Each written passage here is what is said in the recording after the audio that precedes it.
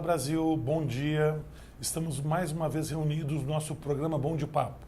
E hoje temos um tema muito interessante com o Dr. Cláudio Carneiro, advogado, doutor e mestre, tributarista, membro do Comitê de Advocacia e presidente da OAB Barra. O nosso tema é muito interessante nesse momento atual, né, que o pessoal comenta que está pagando muito imposto, que o governo comenta que está com déficits, é como pagar menos impostos em tempos de crise. Doutor Cláudio, muito prazer estar conosco aqui, muito obrigado pela presença. A casa é sua. Prazer é meu e parabéns pelo programa, grande honra estar aqui com você, muito obrigado. Obrigado. Bom, esse tema, né, ele desperta um interesse muito grande, porque o Brasil hoje ele vive, e nós elencamos aqui os principais problemas no nosso slide, que a gente vive hoje aí no cenário brasileiro. Então nós temos a carga tributária, que é um dos principais pontos importantíssimos, sobretudo para as pessoas físicas e jurídicas no Brasil. Hoje nós temos mais ou menos o percentual per capita do PIB, em torno de 37% a carga tributária brasileira. E é importante, Jorge, a gente colocar desde já para o seu público que o Brasil ele possui uma carga tributária elevada, mas se comparada a outros países, ela não é tão grande. E o que provoca essa insatisfação na população, então? É a contraprestação do Estado, e aí estou falando de Estado em sentido amplo, né, incluindo a União, municípios, estados, em troca daquilo que a população paga de tributos. É isso que causa essa insatisfação, não é a carga propriamente dita. Pra você ter uma ideia, nós vivemos hoje no Brasil, né, vamos falar de imposto de renda, que é um imposto importante. A alíquota máxima de pessoa física no Brasil é 27,5%. Dá para aumentar isso. Mas em outros países, como por exemplo a Suécia, é 52,8%. E se você perguntar à população daquele país se ela está insatisfeita com o sistema, ela vai dizer que não. Então, onde é que a coisa no Brasil gera o problema? É exatamente naquilo que o Estado dá em troca. Então, quem é que sofre mais num sistema arrecadatório? Quem sofre mais justamente são as pessoas jurídicas, né? Porque a população em si, ela sofre na tributação sobre o consumo, né? Claro, paga o IPVA, paga o IPTU, paga o imposto de renda, mas sobretudo no consumo, porque a média de tributação em relação ao consumo é de mais ou menos 50%. Então, quando você vai no supermercado, você vê lá um carrinho de compra, se não fosse a carga tributária, você poderia levar 2 carrinhos de compra. Então, as pessoas jurídicas hoje no Brasil, principalmente num sistema de crise econômica, elas estão sofrendo muito, né? E aí, o que acontece? Além da carga tributária que a pessoa jurídica ela tem que pagar, não só de impostos, e aí eu acho que eu vou passar uma informação aqui para o seu público que talvez as pessoas vão se espantar, né? O grande vilão da tributação, Jorge, não são os impostos. Não são os impostos. Não são os impostos, são as contribuições. E qual é a diferença entre imposto e contribuição, Cláudio? Pois é. Eu costumo dizer que as contribuições elas são consideradas o grande câncer da tributação, né? Os impostos eles são classificados como não vinculados. Então, não há uma contraprestação estatal específica em troca da cobrança do imposto. Então, todo imposto, seja ele qual for, ele é simplesmente arrecadatório. Então, não é correto, tecnicamente, dizer, poxa, eu pago meu IPVA em dia e as ruas estão todas esburacadas. Isso é uma máxima que a população usa, com toda razão, reclamar disso, mas não é função do imposto. É função, sim, do ente federativo manter as ruas em condição de tráfego, mas não o imposto, porque o imposto tem uma característica eminentemente arrecadatória. Ele até pode ser extrafiscal, mas é um papo para uma outra oportunidade. Agora, as contribuições, e aí nós temos PIS, PASEP, contribuição para a Seguridade Social, uma contribuição que é muito importante, que é a COFINS. Então, você tem uma gama de contribuições cuja finalidade é ter uma destinação específica para aquela determinada atividade. Então, por exemplo, se você tem uma contribuição que visa fomento da Seguridade Social, ela vai para essa finalidade. Por exemplo, a antiga CPMF, que hoje está querendo se resgatar, ela era uma contribuição sobre movimentação financeira. Então, a destinação daquela arrecadação ia 0,08% para o Fundo de Combate e Erradicação à Pobreza e 0,30% para a saúde. Então, há essa distinção entre a contribuição e os impostos. A contribuição ela tem uma destinação. Então, por incrível que pareça, a população não sabe disso. O grande câncer, sobretudo para as pessoas jurídicas, são as contribuições. Contribuições, perfeito. Isso é importante. Então, quando você fala, além dessa carga tributária, né, dos impostos, das contribuições, nós temos também os encargos. Os encargos. Exemplo, os encargos trabalhistas. Então, a gente entra, a gente está colocando aí para o seu público um panorama inicial aí da coisa, para vocês verem o quanto a crise ela abraça as pessoas jurídicas.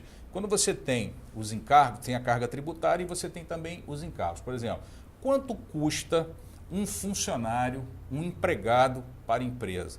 Em função dos encargos, e aí os encargos também entram a parte dos tributos, mas não só eles, o empregado custa o dobro. O dobro, é uma verdade. Né? Então, quando você tem um sistema de crise, qual é a primeira coisa que, ou pelo menos uma das principais coisas que as empresas elas fazem? Elas demitem. E quando demite, provoca um ciclo vicioso. Por quê? Demite, o PIB cai a arrecadação, por quê? Porque vai se recolher menos tributos em função também daquele empregado. Aquele empregado deixa de estar no mercado de trabalho, deixa de ter poder aquisitivo, reduz o seu poder de compra, o seu poder de compra gera menos arrecadação num sistema de consumo e esse ciclo vicioso, se a gente não interromper esse ciclo através de políticas econômicas e tributárias, ele é muito perigoso da gente entrar e ir caminhando para o fundo do poço. E isso afeta também, aí nós estamos colocando aí no nosso slide, elencamos os problemas principais, né? Então você vê aí a carga tributária, os encargos, o custo operacional. Vamos lá. Alguns tributos no Brasil, Jorge, eles são classificados como tributos indiretos. O que isso significa? É importante aí o seu telespectador ele saber disso, porque a empresa, em alguns tributos, né, a sociedade, vamos dizer assim, por exemplo, IPI e ICMS, são impostos classificados como indireto. O que significa isso? Significa que qualquer coisa que você compre, vem tributo embutido ali dentro. Certo. O valor do tributo... Fica escondido, inclusive. Fica escondido. Ninguém tem a real noção de quanto está pagando nesse imposto. Né? Exatamente. Tanto que na Constituição já previa lá no 150, parágrafo 5º, o princípio da transparência, em que a população tenha que ser informado da carga tributária incidente sobre aquele produto. Claro. Aí existiu uma lei, quer dizer, essa lei foi editada, mas é uma carga aproximada e só de impostos. Então, quer dizer, não representa a realidade da informação. Perfeito. Então, esse custo operacional dele também fica comprometido. Por quê? Porque ele tem que embutir aquilo ali e ainda tem que agregar a margem de lucro dele, seja no serviço e seja na mercadoria. Então, o que acontece? Se ele está em dificuldade financeira, o mercado em si está em crise, a tendência do preço é baixar. E o preço baixando, o que acontece? A margem de lucro dele cai também. Perfeito. E isso é que provoca a caminhada... Esse ciclo. Perfeito. Muito esclarecedor, né? Esse momento que corresponde ao nosso momento atual. Vamos fazer um pequeno break e já voltamos aqui 1 minuto, pessoal. Previsões pessimistas e cenários traiçoeiros. Onde você quer chegar? Se antecipe ou corrija seus erros. Conte com a Mercadata, enquanto há tempo. A Mercadata é a melhor provedora de soluções corporativas. Alavanque suas vendas. Melhore o desempenho comercial da sua empresa através das nossas ferramentas de gestão, consultorias, campanhas de motivação e nossos cursos de capacitação. Enquanto há tempo. Pessoal, então voltamos aqui com esse tema, né, que afeta a todos nós, pessoas físicas, empresários, o próprio governo, né? E a pergunta que não quer calar: efetivamente o Brasil passa por uma crise ou um certo exagero? Infelizmente, eu tenho que dizer que passa sim. É sério? Né? É sério, é sério. Agora, é importante também a gente colocar uma questão. Infelizmente, pessoal, não há como, nós passamos por uma crise, ponto, fato. Não há como se sair de uma crise, pelo menos essa que nós estamos passando no Brasil, sem o aumento da carga tributária. Então, Infelizmente. O remédio é amargo, então. Infelizmente, nós temos que pagar essa conta, Jorge. Entendi. Agora, volto a dizer, uma crítica que a população faz, e isso é importante, porque eu também me enquadro como um cidadão brasileiro que paga tributos, né? É que o governo tem que fazer a parte dele também. Claro. Entendeu? Porque na hora de a receita aumentar, as coisas não vêm em retorno à população. Na hora de apertar, a população que paga novamente o pato. Uhum.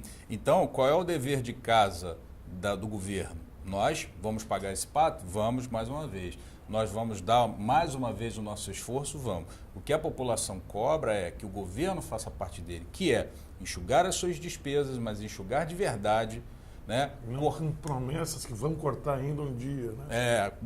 Vamos cortar, programamos o corte daqui a 3 anos. Exatamente. Daqui a 3 anos já acabou Exatamente. o país.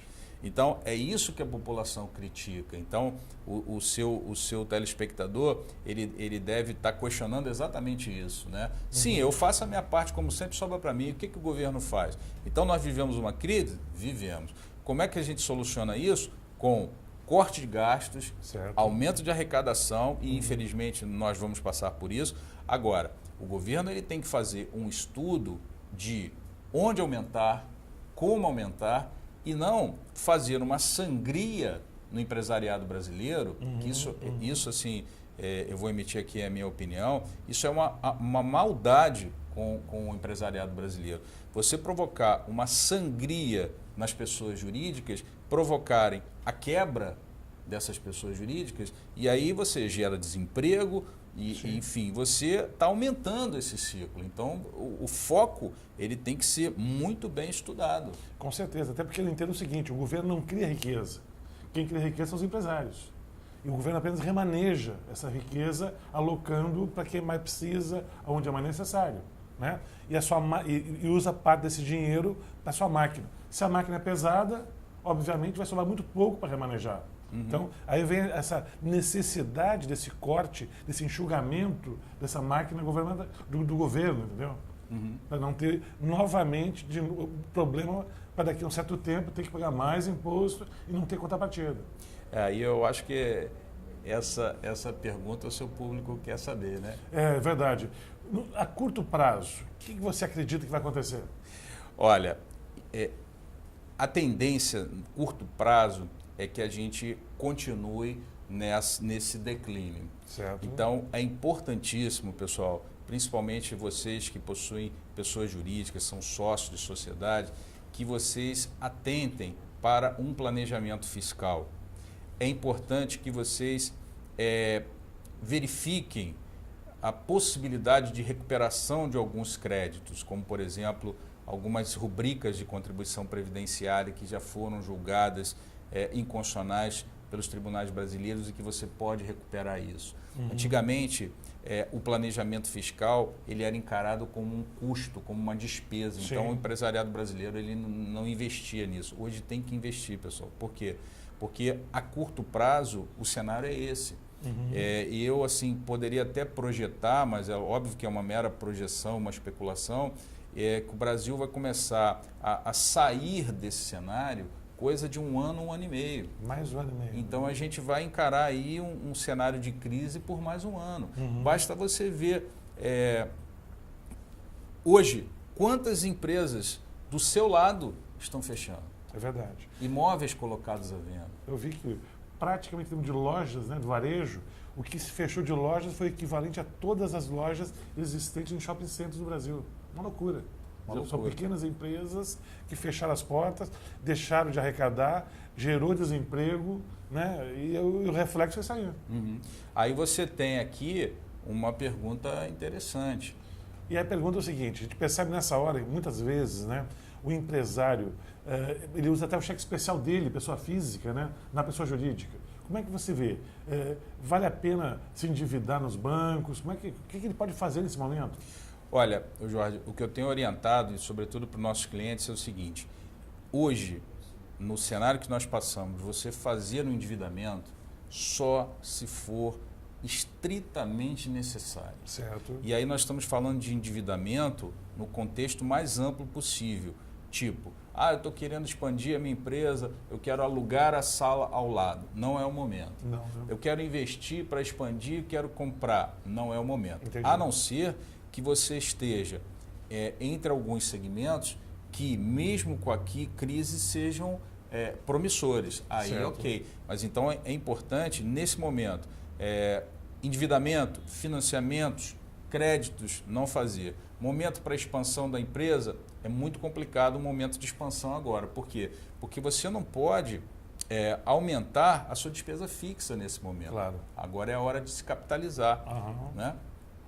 Eu acredito o seguinte, você, embora alguns setores, né, você pega, por exemplo, reformas de roupa, reformas de carro, estejam prosperando, são exceções. A maior parte dos setores hoje, no curto prazo, vai passar por um aperto. E aí, qualquer planejamento de investimento, né, para o empresário, tem que ser muito bem avaliado esse investimento para ter certeza de fato que vale a pena assumir esse risco de banco, pegar endividamento, senão realmente a situação só vai piorar, né? Inclusive, eu vou dar uma dica interessante aqui para o seu público. Aquela ideia de que os sócios da sociedade não respondem por dívidas da sociedade até o limite do capital integralizado, isso, pessoal, é fato no direito empresarial, mas não é no direito tributário e agora também com as normas de compliance também não é no direito penal. Então, é claro que isso não é uma regra. A invasão no patrimônio do sócio da sociedade não é uma regra, mas ele não está totalmente protegido em determinadas circunstâncias. Vou só dar um exemplo assim que eu acho que é de grande utilidade para o seu público aí das sociedades. Uma coisinha assim simples, básica, que pode atacar o patrimônio do sócio é a modificação do endereço da sociedade sem comunicar a receita. Entendi. Uma coisinha básica que todo mundo faz. Muda de endereço, aluga a sala não sei aonde, troca, não comunica a receita. Gente, isso é matéria, inclusive, simulada pelo STJ. Não tem defesa. Claro, caso a caso, mas essa hipótese autoriza que a fazenda vá em cima do patrimônio pessoal do sócio. Caramba. Então, isso é importante também, você consultar um profissional, porque às vezes você está achando que eu vou largar para lá, a dissolução irregular é outro ponto, eu vou deixar para lá e não vou pagar mais nada. Cuidado, porque tudo que você conquistou ao longo do tempo como pessoa física pode entrar para satisfazer a dívida. Claro. Bom, aí, esse cenário, por exemplo... As soluções, né? O que você vê, então? Pois o cenário é ruim, certo. Né? Cenário de crise nunca é um cenário positivo, mas o mais importante, pessoal, num cenário de crise é você se superar, se reinventar e buscar soluções para o seu problema. Então, uma das soluções importantes é um planejamento fiscal. O que envolve planejamento fiscal?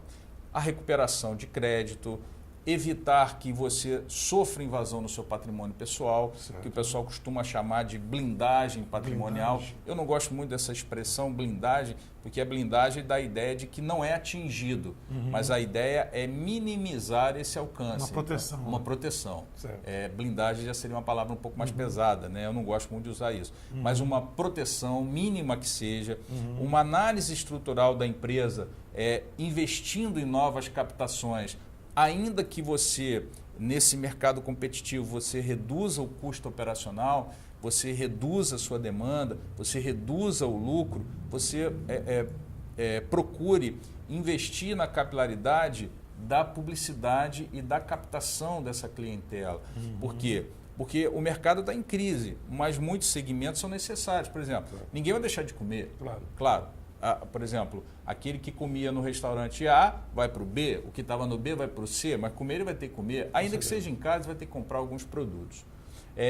Evitar os empréstimos, né, e por conta disso procurar ao máximo reduzir custos. Então não é hora de investir, e diante de todo esse cenário, junto com um profissional, ele realinhar o foco da empresa num cenário de crise. Isso é importantíssimo, porque se nós estamos em crise e o sistema está deficitário para ele, se ele mantiver nessa linha, ele vai quebrar. Claro. Então ele tem que se reinventar, reavaliar, modificar o foco, e esse foco tem que ser trabalhado em conjunto para que ele alcance. É fácil? Não é tão simples, né? Sim. Mas tem que buscar, senão a tendência é quebrar. Entendi. Na pessoa física, né, vamos fazer uma translação. Quando você fala em planejamento fiscal, existem algumas ferramentas, né? Eu posso fazer, vamos dizer, um plano de previdência, ajudar a baixar o meu pagamento de imposto. Seria igualmente interessante fazer isso. Você concorda? Concordo. Por exemplo, eu vou dar um exemplo assim bem fácil para o seu telespectador entender. Se você recebe, por exemplo, você tem imóveis e você administra esses seus imóveis e você recebe como pessoa física, você paga na tributação de renda sobre esses imóveis 27,5%. Mas se você fizer uma holding familiar, uma pessoa jurídica, você reduz essa carga tributária. Opa, esse é um assunto interessante. Vamos voltar a falar daqui no próximo bloco, daqui a 1 minuto, pessoal. Voltamos rapidamente. Obrigado.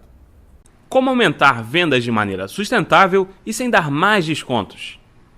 Como conseguir atingir suas metas e objetivos de vendas mais rapidamente?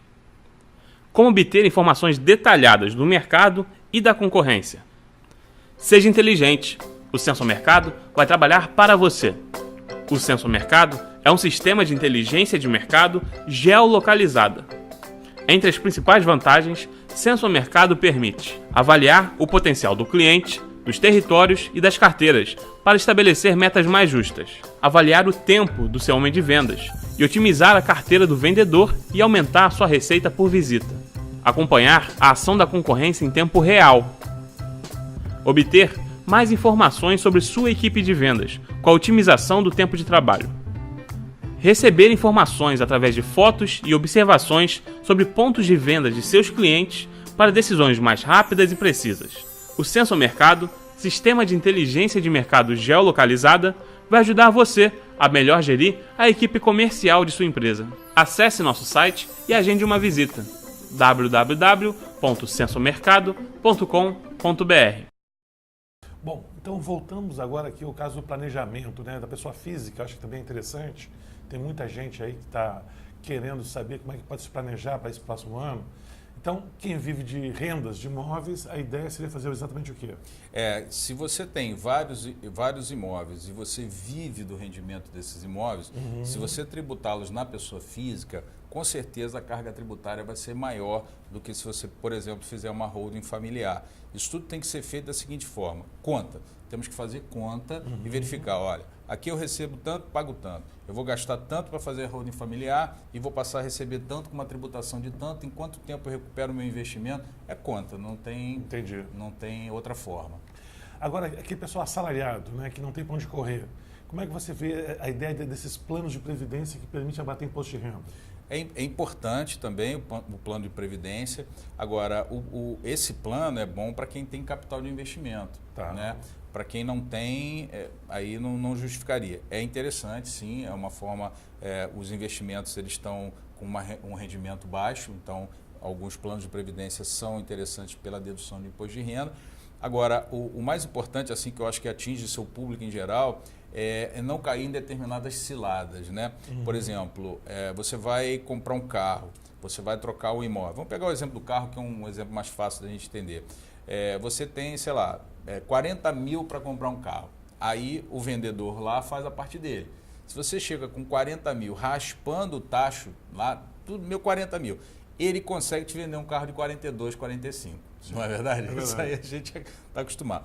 É o trabalho dele, não é culpa dele, é o trabalho dele, é você que está comprando. Aí você, 45 mil, só que aí você vai ter que pagar depois o IPVA desse carro. Sim. Né? Seguro. O seguro desse carro. Quer dizer, vai comprometer o orçamento. Claro. Então a gente não pode se permitir, vamos dizer assim, cair nessas ciladas. Sim. Porque você tem tributos a pagar, mesma coisa do imóvel. Eu vou comprar um imóvel de 100 mil, 200 mil, aí o vendedor consegue te vender um de 250. Só que você tem que pagar o ITBI, você tem que pagar as escrituras, o IPTU. depois o IPTU. E principalmente quando você está na virada do ano, é ruim por quê? Porque às vezes você compra um carro no finalzinho do ano, você vai pagar o IPVA proporcional. Claro. Mas em janeiro já vem o IPVA do ano novo. seguinte, a mesma coisa o IPTU. Então, essas ciladas, gente, cuidado com essas ciladas. Por quê? Porque isso, na verdade, é uma forma de endividamento. Aí daqui a pouco você está no cheque especial. Um outro ponto super importante, eu acho que o seu público aí precisa saber, muito cuidado com o cartão de crédito. Cartão de crédito, né? Uma facilidade perigosa. Muito perigosa, porque o que a pessoa faz? Gasta o salário, compra no cartão. Ok, aí passa um pouquinho, passa mais um pouquinho. Daqui a pouco a pessoa está incorporando aquele ganho do cartão na sua remuneração. Então ele acha que tem aquilo de remuneração, mas não tem. Aí daqui a pouco vira uma bola de neve. Então, momento de crise, gente, tem que conter o uso do cartão de crédito. Por mais que seja importante, porque às vezes você está sem dinheiro, mas evite gastos desnecessários no cartão. E me falaram que o crédito rotativo, então, é o pior deles, né? Você parcelar, você entra num parcelamento que não acaba nunca mais, e cada juro estratosférico, né? É porque o parcelado tem uma vantagem, que não sei se é uma vantagem, mas no momento que a gente está passando é porque quando você vai comprando parcelado, você vai computando o limite do teu cartão, todo aquele somatório que ainda não venceu. Sim. Então vai chegar um momento que você não pode comprar mais. Não, calma, o pagamento parcelado. Você, em vez de pagar os R$2.000 entendi. O parcelamento não da dívida. Sim, parcelamento da dívida. É a pior coisa do mundo. É a pior coisa do mundo. É mais fácil pedir empréstimo pessoal para pagar esse cartão de crédito do que rolar uma dívida de cartão de crédito. Né? Para vocês terem uma ideia, o indexador de uma dívida tributária é infinitamente mais baixo do que o indexador de um cartão de crédito. Verdade. Então é mais fácil dever o fisco do que dever o cartão. Caramba. Sai mais barato, por incrível que pareça. Não estou estimulando ninguém a sonegação, não. Mas certo. é um planejamento, né? Perfeito. Financeiro, nesse caso. Claro. Bom, acho que os pontos principais nós comentamos aqui, né? Eu queria aproveitar para colocar no ar aqui algumas obras do professor Cláudio, o curso de Direito, Impostos Federais e Processo Tributário, né? Isso. Da editora Saraiva. São livros da autoria dele e tenho certeza que, apesar de terem destinados para a classe de advogados, para muitos leigos, inclusive, a linguagem é muito simples, né? Eu tenho certeza que vai ser muito útil. Perfeito? São mais de 2.000 páginas escritas. Caramba, aí. muito bom. Bom, eu queria agradecer então mais uma vez a presença do Dr. Cláudio. Eu acho que o assunto é realmente muito palpitante, a gente podia ter muitas novas abordagens sobre esse problema, né? A questão é o seguinte, né? O Brasil realmente, no curto prazo, a solução não é simples, é dolorosa. O governo vai ter que fazer a parte dele, não tem jeito, independente de qual partido que assuma ou se mantenha, né? E temos que estar preparados. Então, pessoalmente, as empresas, os contribuintes, né, os cidadãos, eles têm que entender que o momento é de um certo arroxo e na expectativa daqui um ano e meio, a gente poder acreditar num Brasil maior.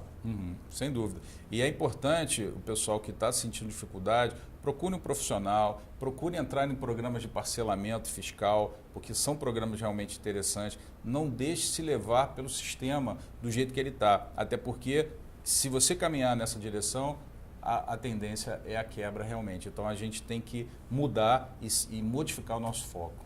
Eu vi que os bancos, inclusive, estão muito mais abertos a renegociações, tanto da pessoa física quanto da jurídica, nesse momento, do que estava há 3, 4 anos atrás, né? Sem dúvida, porque o banco também sofre o mesmo problema Claro. de quebrar. E não só os bancos, então há a possibilidade de negociar dívidas financeiras de uma maneira geral, há a possibilidade de negociar dívidas tributárias, só que a negociação é um pouco diferente como ocorre com os bancos. O refis, né? É o refis, né? Nós temos... o refis nada mais é do que uma lei de parcelamento. Então, as fazendas usam apelidos, né? Refis da crise, refis da Copa, refis disso, daquilo, mas tem outros nomes também, né? Mas o refis talvez seja, para determinadas pessoas, uma boa estratégia. Entendi. Perfeito. Bom, pessoal, então estamos encerrando aqui mais um programa Bom de Papo. E queria agradecer a audiência de vocês e agradecer a presença do Dr. Cláudio aqui. Muito obrigado. Eu que agradeço. Esperamos contar mais uma vez aqui no futuro para brilhantar aqui nossas palestras aqui. Parabéns Muito pelo obrigado. programa, viu? Obrigado.